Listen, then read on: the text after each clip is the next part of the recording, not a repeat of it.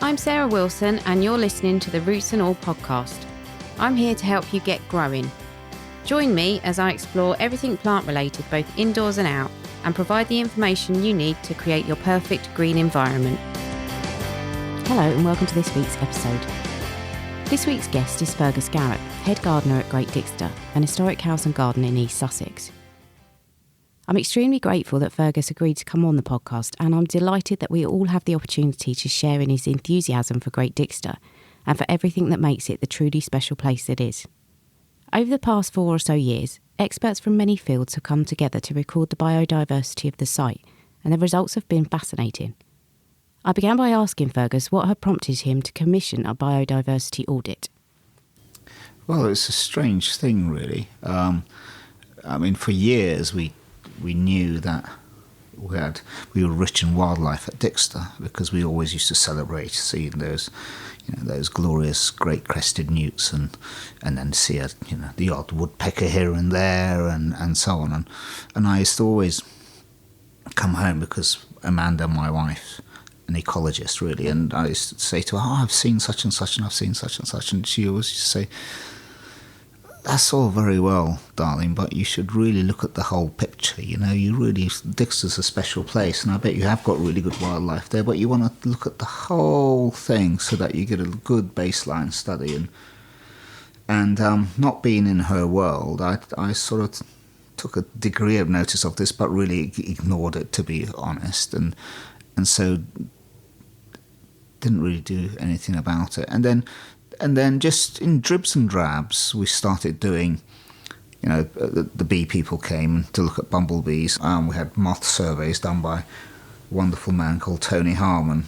And then you'd see the results were quite impressive. But then Amanda would again say to me, you're only sort of celebrating one thing here and there. You should really do the whole lot, get baseline studies for Dixter, because that'll give you the complete picture of what's there, how you can move forward, and also you ought to tie it in with the local records as well, so that it's part of that sort of wider system where people mapping out wildlife. And so, when I actually sat down and sort of talked it through with her, everything made sense, and that's why we wanted to do this sort of complete survey, and we had to think hard about how we were going to do it. But we got to a stage at Dixter where it was important to look after the place when Christo was there, and also to look after Christo, and then he passed away,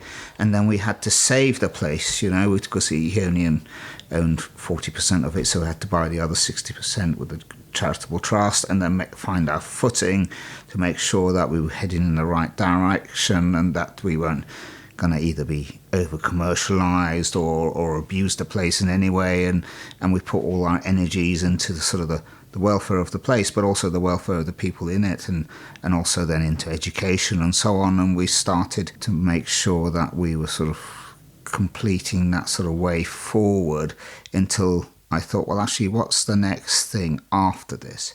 Well, the next thing after that was to make sure that we looked after not just the garden, but the wider estate. So I didn't think about the garden as for biodiversity. I was thinking about the woodlands and the pasture land and the meadows and so on. And so I wanted to do something so that years after either me or this current lot of trustees, that we had enough information to actually guide the people who are going to take over from us. And there's so much information about the garden and the sense of place about the garden and the buildings, but there wasn't much about those sort of glorious bits of ancient woodland and things like that we had there. So I thought this, getting a survey like this would help in that respect, that it would sort of protect the estate in years to come, so that people didn't mess around with it too much. So when did you start doing the audit? So we started, the study started about 4 years ago, I suppose.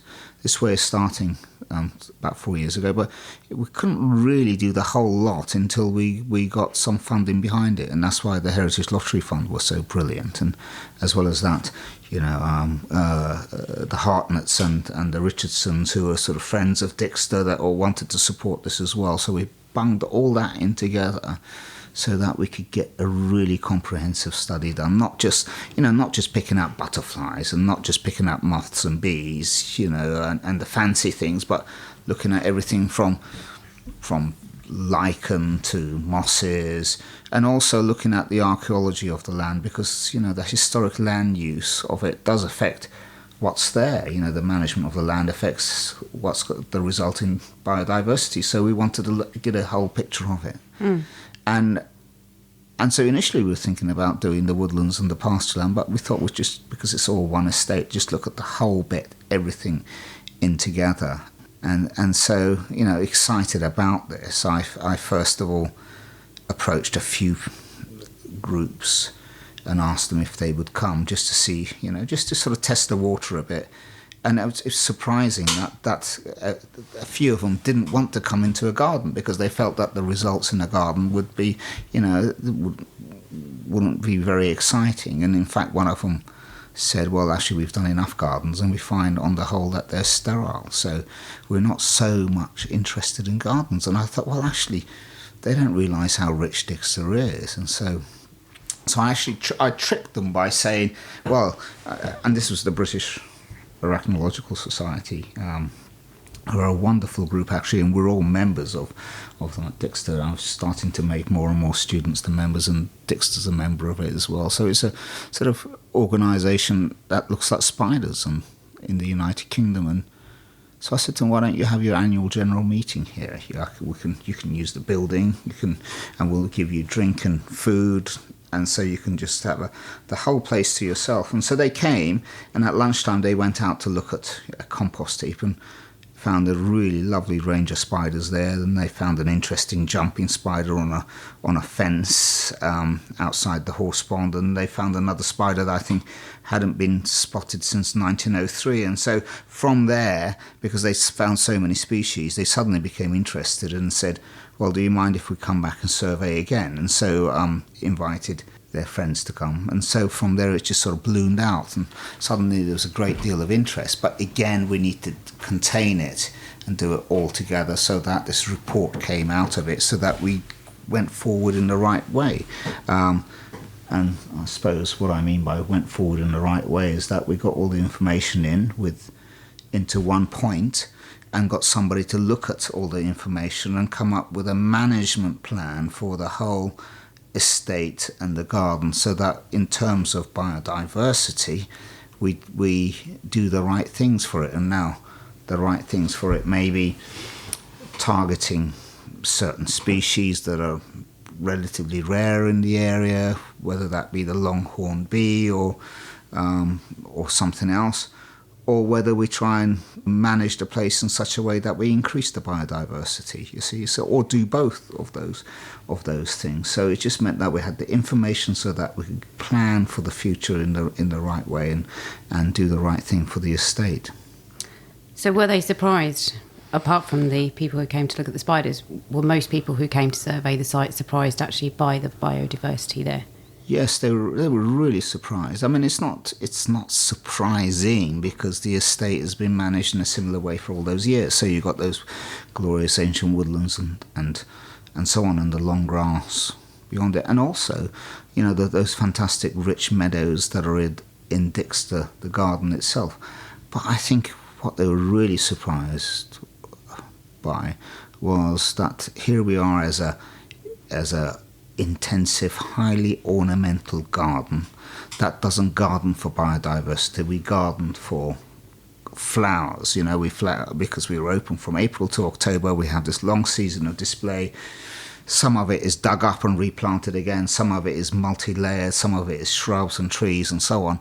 And so I think the people were really surprised how rich the garden itself was. In fact, I think somebody produced a heat map of the biodiversity. Now, that could be dismissed as nonsense because it depends where you set your traps and so on. And one area feeds into another, it all works as one unit. But that heat map showed that the garden was extraordinarily rich. And that's not, when you analyse that, it's not surprising because of the long season of flowers that we've got, but also the wide range of habitats that we've got there as well, from porous walls to porous buildings to water to mud to long grass, short grass, to shrubberies, to leaf litter, etc., etc., etc., even bare ground, which is important. So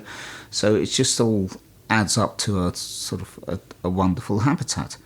And but I find it fascinating to look at the place through the eyes of an entomologist or a bryologist or one of those sort of specialists, because first of all I realised, even though I've been gardening for years and have sort of got a certain skill level, I realised how little I knew about the things that shared the garden with us, and also how little I knew about the habitats that were necessary to support these things. So you want to create a wildlife garden, so you put a meadow in and think that's it, or you plant a few pollinators, but it's not just about giving things a food source, it's about giving things a place to live as well. And so, and I never ever thought about the importance of short grass or bare ground next to long grass or those sort of things that actually adds up to something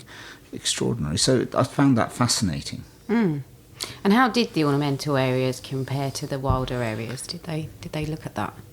They did, but they didn't actually. They went away from. They sort of pulled us away from thinking that one area was richer than the other, because they wanted to look at it as a whole. So, and because even though you may only have a few species, say on a north-facing slope, those few species may contain the queen bees in the north-facing slope. So if you didn't have that area, then it wouldn't support all the sort of community beyond that. So they said that one area feeds into another. So they looked as, but importantly, they said that the gardening model that we have there is amazing. Important things like we don't spray. We stopped spraying when Christo died. And so we've sprayed less and less. We haven't lifted up a can of sort of spray for about 15 years there now. So that's amazing. So these guys who were slightly sort of nervous about coming into a garden now call us a garden nature reserve, which is interesting. And they're saying that the fact that we've got so much variety there, that's an important thing. Because even those areas that we dig and disturb on a regular basis, they're an important part of this whole thing. And I remember actually thinking back, the influence of Amanda on all of this, and because I remember asking her about creating a green roof at Dixter years and years ago. And she said, well, I think what would be really interesting is not to put another green roof or a green space in, but actually create a roof and just leave it as sandy soil and see what comes in, because that's an area that you haven't got much of. And I thought, well, that's crazy, putting sandy, just leaving it bare like that. What good is that going to be for all the wildlife that wants the greenery and the food plants and whatever? And she was absolutely right, you see. So I think we're really creative people, and we can be creative in the garden, and we think sort of laterally, but in order to do that, we need the knowledge, you see. And that's why working with these specialists was just so fascinating, because they gave us that every little bit of knowledge they gave us about habitats or insects, we could actually, with the freedom of a garden, rather than being in a treble SI where you're restricted or something like that, the freedom of a garden, we could actually play around with habitats and make things happen for them without compromising the aesthetics of that garden, you know. And for them, it was a real eye-opener, because here we are as an ornamental intensive garden, and we're as rich as any nature reserve that's around us, you know. And so, and then when you think about that, and when you think about the Dixter model, and you look at, you know, what have you got? You've got buildings that can accept bees and insects and so on, etc. You've got roof spaces that can have, be habitats for things. You've got timber that can be habitats. You've got water. You've got holes in walls. You've got vegetation. You've got bare ground where bees can nest in and other things can nest in. You've got a long season of pollen and nectar for things to feed off, etc. So you've got this mosaic of habitats. Well, that whole thing can be mimicked in a town or a city or a village, long grass, short grass, areas that are cut more often, people's gardens to give the food, etc., etc., etc. So if we sort of take something like Dixter and say, well, we're X, Y, Z happens there. Well, you can make a town have X, Y, Z happen there. So it's, so the wildlife doesn't need to exist in all these sort of areas outside of towns and cities and villages. It can actually flow through an area like that. But in order to make that happen, you need again knowledge. You need to sort of get into bed with entomologists and ecologists and those sort of people, and so politicians and town and city planners, architects, local volunteer groups, anybody, gardeners, landscape contractors, landscape architects, garden designers. If there was sort of a degree of cohesive thinking and towards the planning of new spaces or urban spaces or tackling a city, then surely something interesting could happen there. I mean, it's all within our reach. All we've got to do is work together on all of this. And so I think that's the really exciting thing that's come out of this. Because if Dixter can be a haven for wildlife, an ornamental garden that grows dahlias and begonias and all that sort of stuff, then everybody's back garden can be a haven for wildlife, as long as we know what we're aiming for. And so it was again interesting. I asked one of the ecologists, so should we have a list of do's and don'ts? And he said, well, actually, maybe a few don'ts, maybe a few do's, but actually if you're too prescriptive, you don't get the diversity. Whereas if you just say, A, don't spray, and B, do this, and then leave people to do the rest, you get something that's quite energetic and quite interesting that comes out of that. And so I think this sort of thing can happen. Well, it has to happen, really. It has to happen. And especially so, they're looking at the land, not the Dixter land, but the other land surrounding a place like Dixter, and saying that the countryside is quite sterile. It's all sort of there's living daylights that have been sprayed out of it or cultivated or whatever and so on. And so that this element of sort of rewilding certain parts comes into it, but actually gardens around the countryside or can make up for the loss within the countryside. And Sarah, it was, I was trying to get them to explain why is a garden rich, and this one guy said to me, well, if you look at what's been lost in the British countryside, quite a lot of woodland edge has been lost. So, you have wood and then you have grassland, and there's no that in-between ecotone, and that's the bit that's disappeared. And those ecotones, those in-between areas, are actually, they have got the potential of being extraordinarily rich. And so, what is a garden? Well, it's a woodland edge, isn't it? It's because it's got trees, shrubs, herbaceous plants, the whole lot in it. And to that, you add the fact that it's got a diversity of flowers. They don't have to be native. It's got diversity of flowers and a diversity of habitats. Then it's the perfect storm, isn't it? Then it can add up to something quite significant, really. So I think this is only the start.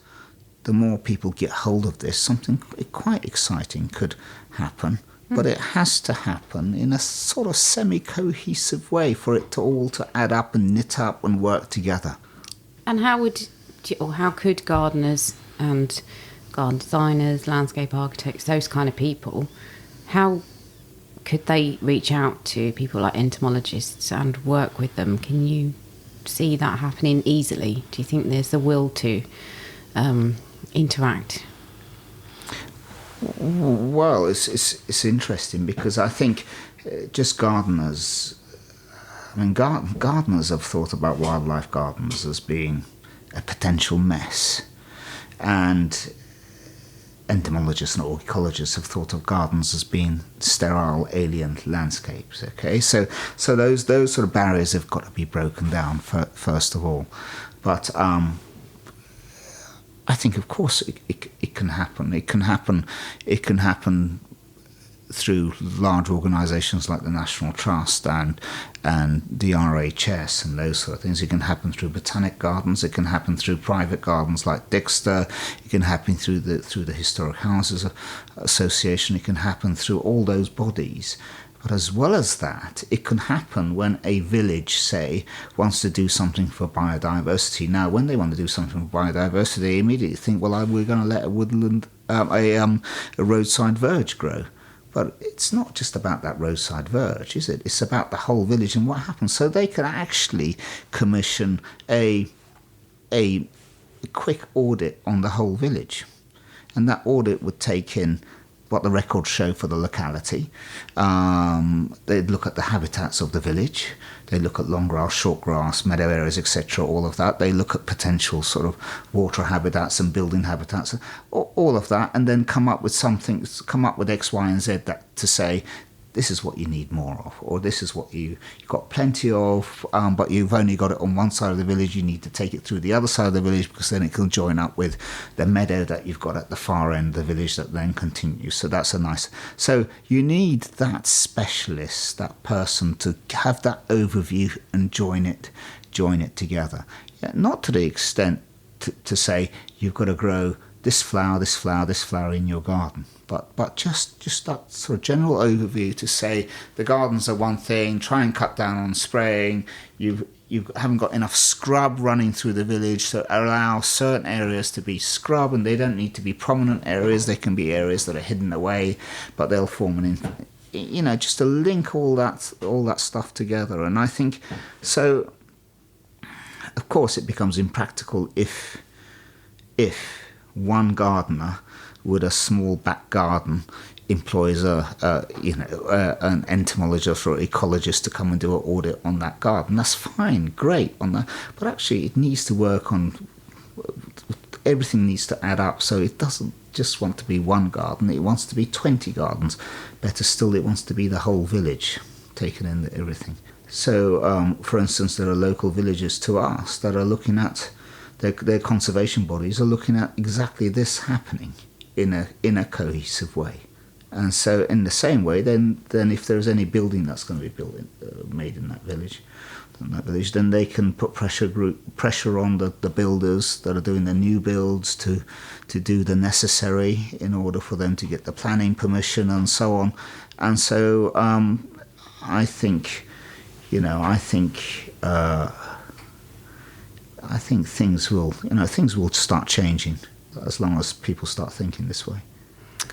What struck me when I came to the talk that you gave the other day was how unique Dixter is, and it is the perfect storm because you've got the meadows and the woodland and the buildings and everything around the infrastructure in the garden, and it is all relatively unspoilt. And I thought then it struck me actually how rare a site it is, and how if we're not careful to protect those sites going forward, we could lose an awful lot of clues to where we should be going in the future. How many sites are there, do you think, like Dixter? Is it particularly rare? And in your opinion, is it very important that we do protect it in its state at the moment so that we can kind of study it? I think that we're very fortunate in this country that there are many sites like Dixter. But it doesn't really need to be a protected site, you see. I mean, Dixter's got extraordinary orchids in those meadows and so on, but it doesn't take long for you to create an orchid meadow anyway. We've done it at Dixter. We've gone into pasture land that had the weeds sprayed from it and off it, and then within 7 years we've created an orchid-rich meadow in there. So that can happen. Now, as well as that, Sarah, what's happened is that the orchid-rich meadow on one side, and then there's a green field on the other side. The green field hasn't got orchids in it. We allow the grass to grow. The grass flowers. It's got a few sort of hogweed and cow parsley and bramble patches around it, a few bits of nettle here and there. And it's the plant fair field where we have our plant fair. It gets trampled 4 times a year. Well, actually, I think when they did the survey of insects there, that site had 3 times as many insects as the orchid-rich field in it, because the habitats were different. So you don't really need, that jewel box of flowers to create a habitat for something. So I think it's really important to have those hot spots and those havens like Dixter to protect them, but actually you can build something out of wasteland or no man's land or neglected land. They too will have important life in them and have got the ability to support a greater life. And I think so. Every little space matters in a way, not just those hot spots. As a gardener, understanding the life in the garden like Dixter has made sort of every moment in a place like that a richer experience as a result of just knowing more about the insects and life that's there. And I remember the BBC film crew coming to photograph or film Dixter for Gardener's World, and they the cameraman focused on some solitary bee making a hole in the turf, and he waited and waited and waited and waited, and I think he said something like, "Oh, my wife was responsible for the David Attenborough film, and where the killer whale comes up on the beach and grabs the seal, and she got a BAFTA for it or something like that." And he said. I don't think I'll get a BAFTA for this, but it was equally as exciting, And that was just that one little bee going into the hole and coming back out.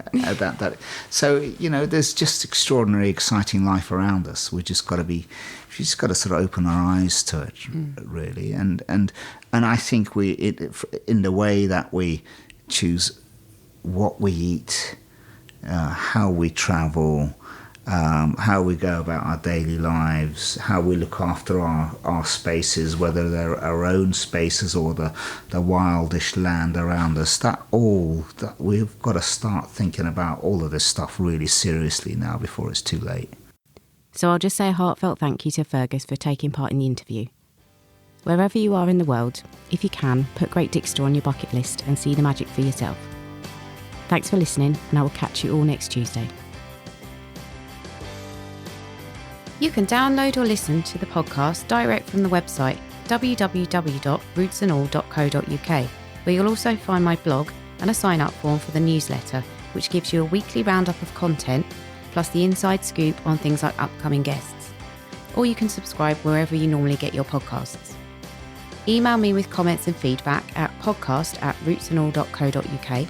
Follow me on Twitter, Roots and All, Facebook, Roots and All UK, and Instagram, Roots and All Pod.